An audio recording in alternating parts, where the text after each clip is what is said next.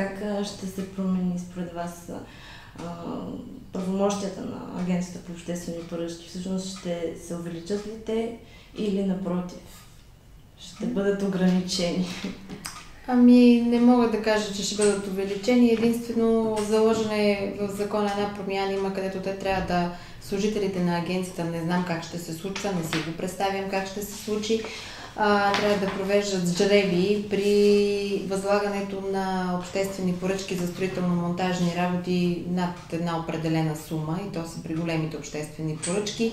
Те трябва да провеждат жреби и чрез този жреби да избират външен експерт, който да участва в процедурата, т.е. при работата на комисията за разглеждане и оценка на офертите. От друга страна не мога да кажа, честно казано, аз в момента се надявам, че те ще излязат с някакви методически, практически указания, за да знаят възложителите какво да правят.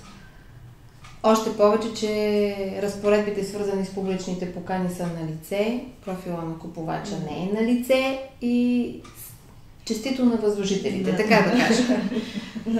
На печелившите.